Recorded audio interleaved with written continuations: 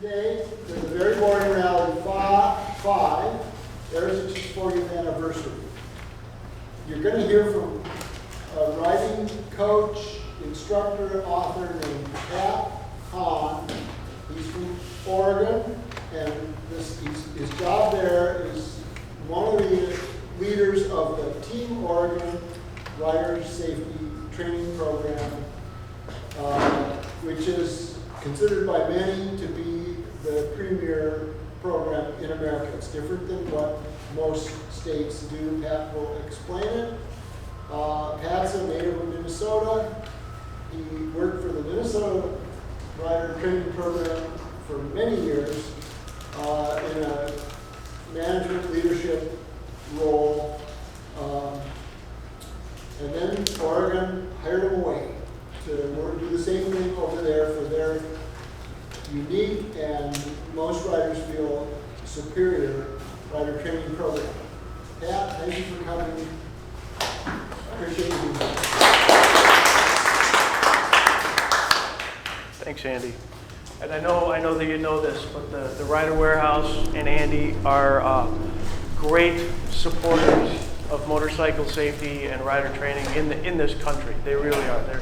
We are grateful to them for what they do to support motorcycle safety. So that's my bailiwick. What we're going to do is, like you probably saw, we've got two presentations. The first one's kind of short. It's going to be very general, kind of words of wisdom for the coming years. The second one is much more specific, a little bit more technical about cornering specifically. So the worksheets that I handed out, that's for the second part. That'll come in handy if you want to take notes. Then this first part, I compare it to kind of a TED Talk. Just kind of lay back and relax and enjoy. I'll start about me. And the first thing I'll say is that I'm going to rely pretty heavily on my notes. It's like I know all this stuff by heart, but there's certain sequences and certain turns of phrases I want to use, and I want to get them in the right order. So I do rely pretty heavily on the notes. So I'm not going to read to you. So about me, I started riding in 1990 in downtown Chicago. No license, no riding gear, no anything. I learned to ride there. In '96, I became a motorcycle safety instructor for the state of Minnesota.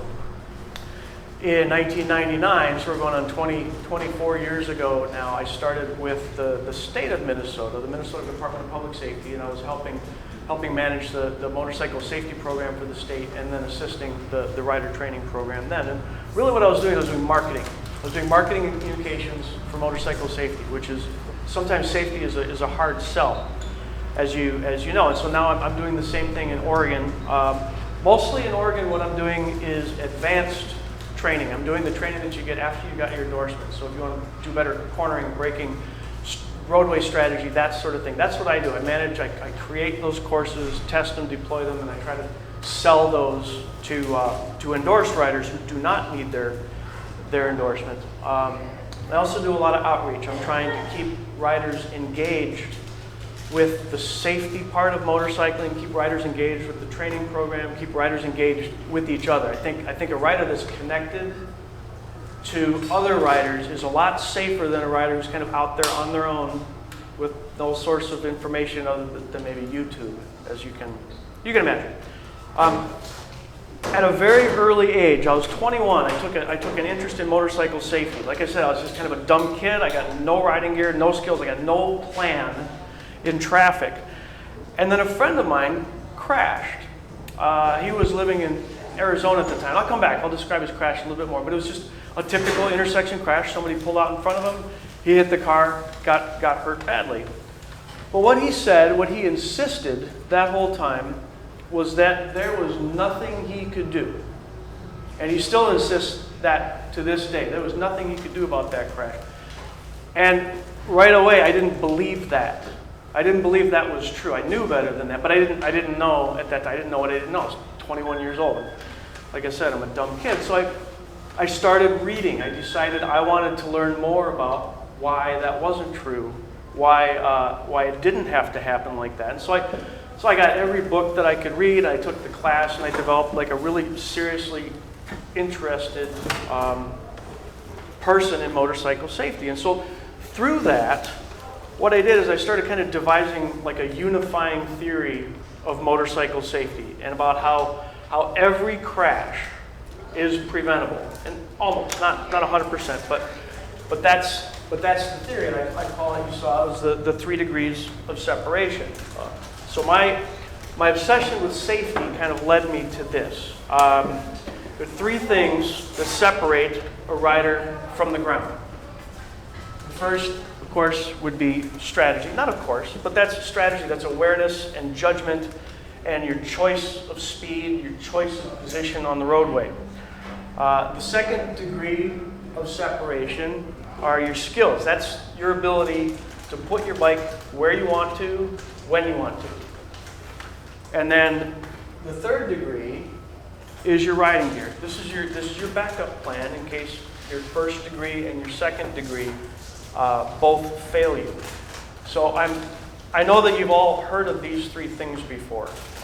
But I'm hoping that you have not heard it described the way I'm going to describe it, and give you maybe a new way to look at how these things work together to keep you safe. So I'm going to go into a little detail on each one, and we're going to talk about them in separately. So you may have heard the joke. I think it's probably even in the Aerostich catalog. The most problems on a motorcycle are because of the nut that connects the saddle to the handlebars. Something like that. Most motorcycle problems are caused by the nut that connects the saddle to the handlebars. Yeah. And so the first degree is the same assumption. So that 90% of the crash hazards that you face, you can manage, you can deal with them and make them go away just by using a riding strategy. By that, I mean using your brain. You're using your eyes and your mind to look ahead 10 to 20 seconds, to think ahead 10 to 20 seconds. You look and think into the future. Where am I going to be? Where's my bike going to be in 10 to 20 seconds? That's using your eyes and mind. You use that foresight. Of course, it helps you identify hazards that you're going to have to deal with and conditions that you have to deal with. And they're 2 different things. It also means using your judgment to predict the future. I see all this stuff up ahead. What's important and what's not? What's likely to happen and what's not? And be prepared for that. And you use all that information to adjust your speed and your position and your path of travel. This isn't just riding defensively, but what it is it's dozens or even hundreds of little micro strategies. It's one big one, but it's lots of little tidbits that you've picked up along the way. Like you're using your position to see and be seen, to create space, to manage a space cushion, have an escape route ready. You're using your speed to match the conditions of the road. You slow to match more complicated conditions. Use your speed and slow down to create space, sometimes to take up some slack in traffic, for example. You're alert to the characteristics of the most common hazards that we deal with. Obviously, intersections and any place where your view is blocked by a building or roadside object or another vehicle or something like that. You're aware of those conditions. The road surface, so really that means you know what to look for. You have a catalog up here and you know what to look for, what's important. And new riders don't always necessarily know as much as more experienced riders what really is important and what's not. They say you got your head on a swivel. It's like, well, that's great, but you have to choose sometimes what to pay attention to.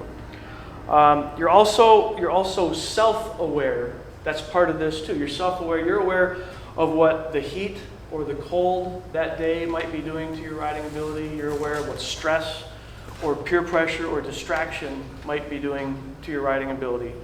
Those things, fatigue is just as important of a problem as like alcohol and drugs. It can affect your ability to ride the same way. And so that's self-awareness, being aware of where you are as a rider. All those things can impair your judgment. And then all those things, plus the dozens, like I said, sort of micro strategies, that's where we get the first degree of separation.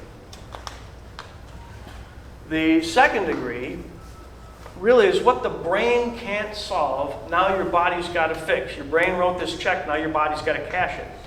9 out of 10 times, even if your strategy fails, your skill at the controls can still protect you. So that means you can change your speed and your path and your position at will.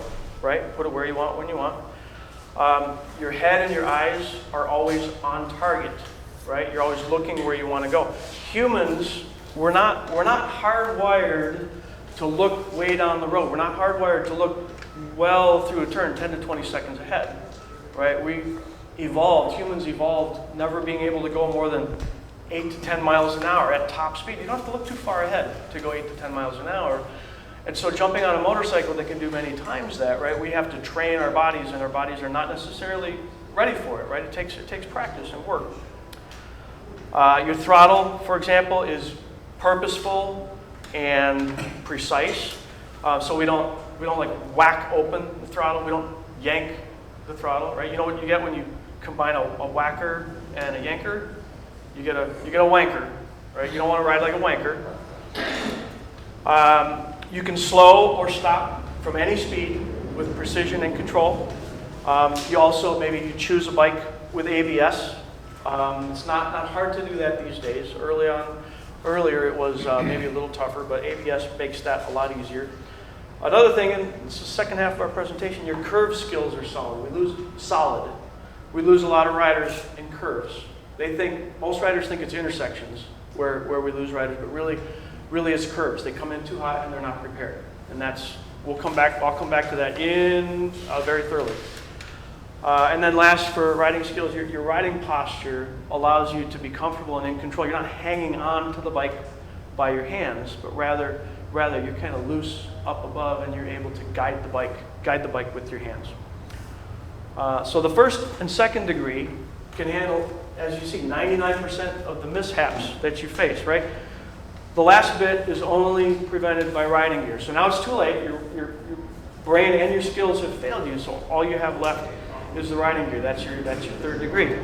Unfortunately, we know this is not a guarantee, right? It's at best we're looking at, we're going to minimize or eliminate injuries, but you still learn an important lesson. You made a mistake and you got to do it. And so once you're up to the third degree of separation, you just got to hope that you made good choices getting up to this point, and that the choices of the gear that you wear were good.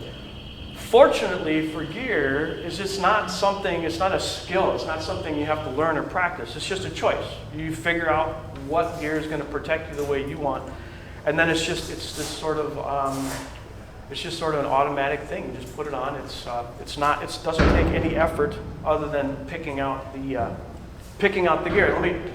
The analogy I love to use for riding gear is the idea of jumping out of the back of a pickup truck, or better yet, being tossed from the back of a pickup truck. So imagine you're standing and you're wearing shorts and a t-shirt and flip-flops, and you're in the bed of a pickup truck. You've got two burly friends. One's got your ankles and the other's got your wrists.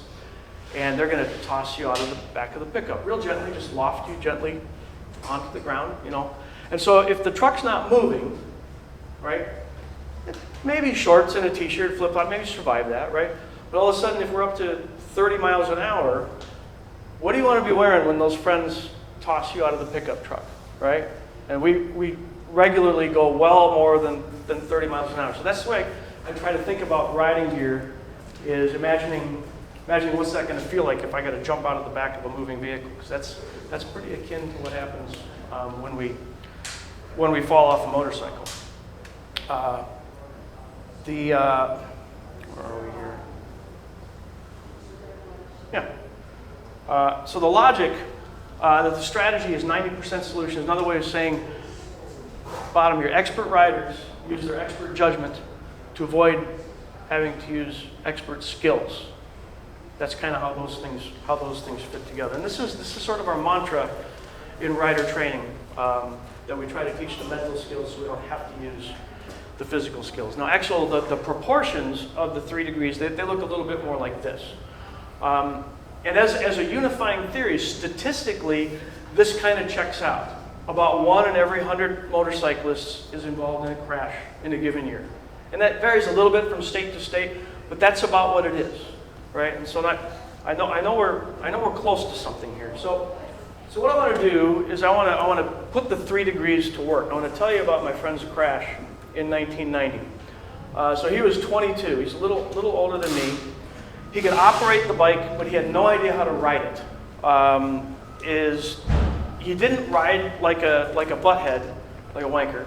And so his attitude was, I'm being good, I'm behaving, and it's everybody else's responsibility to look out for me, right? He's worried that other drivers are the biggest problem. As long as they see him, he's fine.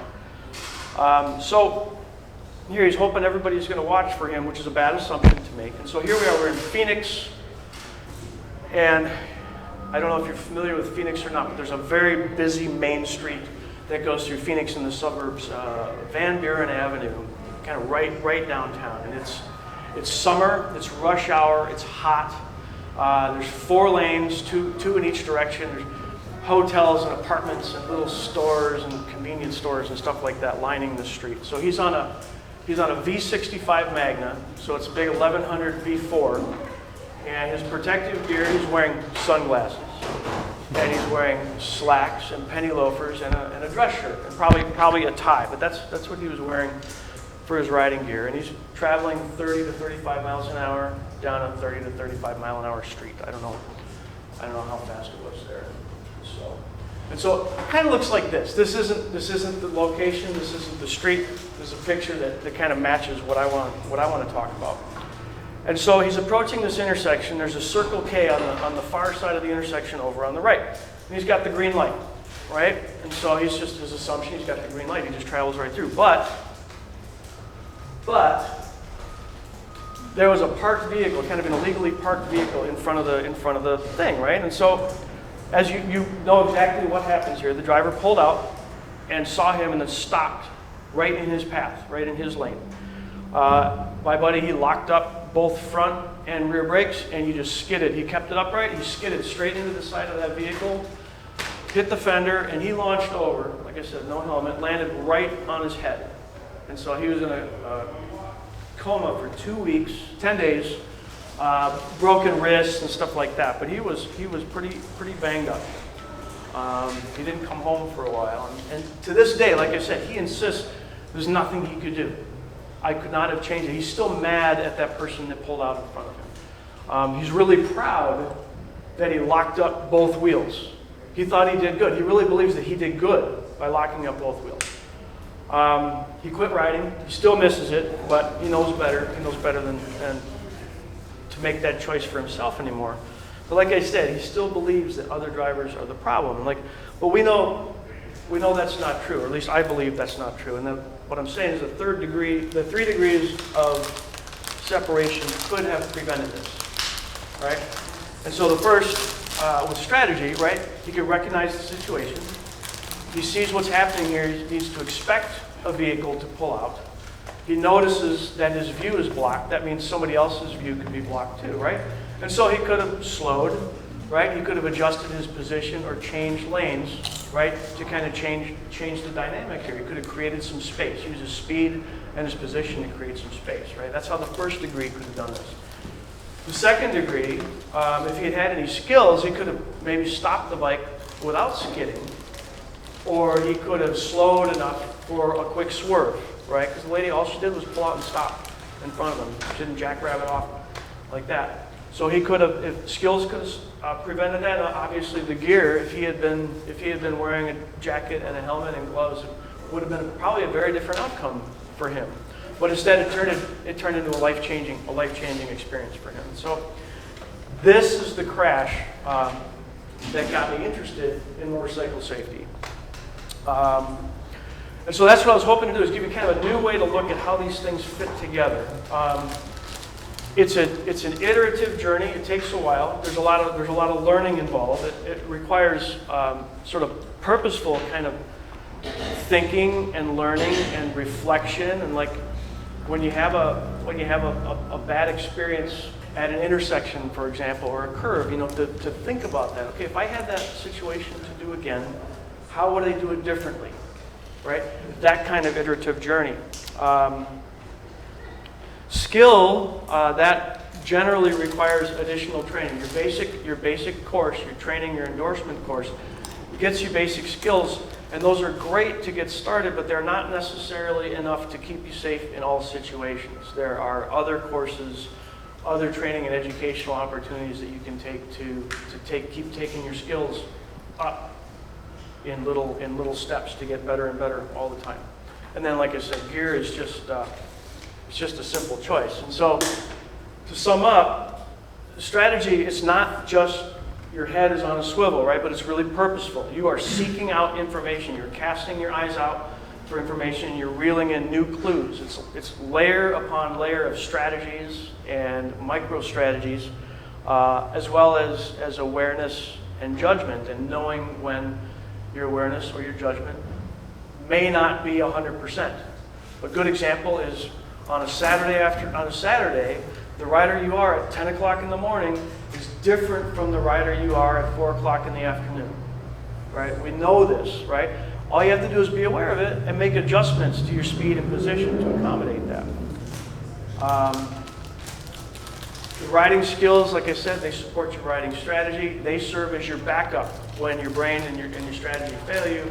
And then the riding gear supports both of those things. When all else is left, that's what you've got left to work with. So, too many riders, I know that they think that there's nothing you can do about some of these crash situations. But I'm hoping that you maybe think differently about that now, and you can take control of this. You have control of 99% of the things that happen out there if you choose to exert that influence on your own environment. So with that, have fun, be good, and please, you want to talk, whatever, contact me. I do love to be a resource to the riding community whenever I can. And so that's the first part, and I would love, maybe let's do five minutes or whatever. Anybody has any questions or comments before we push on? I'm going to get a drink of water.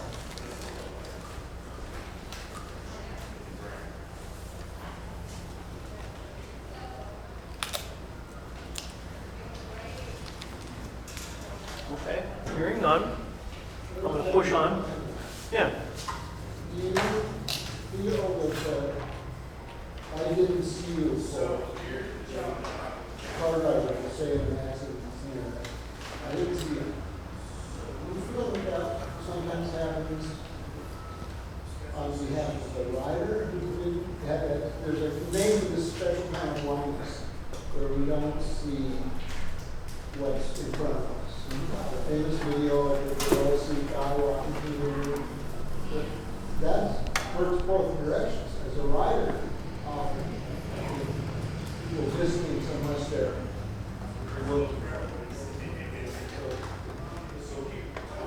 you know accidents that have happened that way, where a rider after the accident you don't see Yeah, I mean what Andy's referring to is, like change blindness, where the environment changes and you don't recognize it because you're looking at something else or you're looking for something else. There's also inattentional blindness, which is the gorilla in the midst, where you're focusing on something really carefully and you might miss other clues.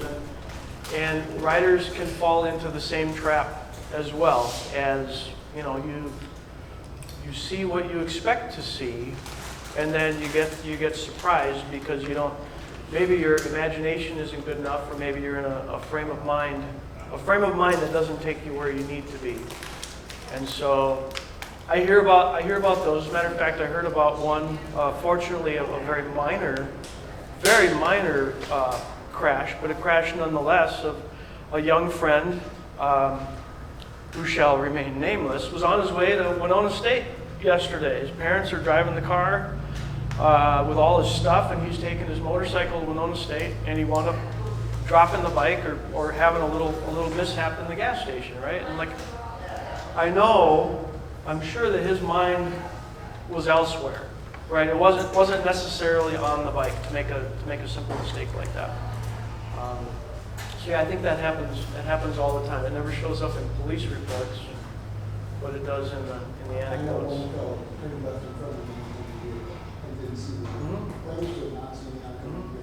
Just like cars do to riders. Yeah, there's a common, I believe it's pretty common, and it has to do with humans' sort of sense of time. How long has it been since how long has it been since I checked over my shoulder, right? And you can check over your shoulder and look, right? There's nobody coming, right? And then maybe you get distracted even momentarily, 2 or 3 seconds by something else, but your mind still, you just checked over your shoulder a second ago, right? So you know it's good, and you move on, but everything has changed. Maybe now all of a sudden there's a vehicle there that you didn't recognize because more time passed between when you took that, when you made that head check, than you realize, right? And I believe, I'm only 53, but I believe that happens to me more often now than it did 20 years ago. Thanks, Amy. Yeah, I know, now that I think about it, I know 2 riders on third left for a long period. Not seen them. Both are still alive. Yep. But it was, that practice, that was also very, It happens more than I like to admit. Before I switch over, any last comments or questions? Just a comment that you alluded to the gas station where the young man fell over. Yeah. And having been involved in rider training, we always think of most crashes taking place out on the highway at some speed. But it's the slow speed maneuvers where the skills are genuinely lacking. So it's something I try to practice and not fall down. But Yep. it's I preach that in my classes. Yeah. Slow Yeah. speed. We, in Oregon recently, in the last 6 years or so, we've developed, and we borrowed it from the state of Minnesota. We borrowed their advanced, help me, what's the advanced course, the police motor course, Steve? This is the Minnesota Advanced class. Yeah. We borrowed some of the exercises from that, but really it's a low speed maneuvering course. We call ours the Precision Maneuvering Clinic. Here's the Minnesota Advanced Riding course, or Minnesota Advanced Riding Clinic, and it's police motor drills where the cones are kicked out to dimensions that ordinary mortals can master, right? And it's super fun. It's the best day of riding you have that day. Well, one of the things that we do with our students in that class is we make the distinction between a crash and a capsize, right? And that's what that's good for. It's good for preventing a capsize crash, being able to manage the motorcycle at very, very low speed when it's not stable. They need to be moving to be stable and to have better control. When they're very low speed, they're unstable, and so that's when we get capsize crashes. And rider training in general has minimized how important those are because they don't often result in injury and almost never result in fatality, right? And so we worry about the big stuff, the swerving and the braking and the cornering, right, where we lose riders. But even though a capsize crash isn't important statistically, it's really important to the rider that just fell down. And now he's got to fix his bike and he's all embarrassed and whatever, you know. So that's why we've kind of tried to tackle that. And the inspiration came from Steve's program here in Minnesota. They were the first ones, in my knowledge, to roll out a course like that. And they generally generously allowed us to just copy it and make it our own. So Yeah, and that good point there, because even the motor cop the premise of that course is they don't touch high speed until they master low speed. That skill level. So build the foundation, slow speed maneuvers. There's a real good YouTube video, guy's name, he's from Canada, Fortnite is the site. And he takes the Ontario provincial officer motorcycle course on Silverwing. I thought it was doing pretty good at the beginning, so. yeah. But you can download it, it's really interesting. Yeah. Yep. Some folks, some classes, we get through the whole class without one spill. Some of them we get a bunch of people tip over. Some people, the same person tips over again and again. They keep getting up. It's not always fun, but it's always a good learning experience. And it is fun. And I know the class here is really inexpensive, if I remember right too. It's less than $100, Steve. Yes. 75. Yeah, it's good value for your money. So, okay, I'm going to switch gears, and we're going to get a lot more specific and a lot more technical into motorcycle cornering. And so, this is your chance to get out if you're not ready for this.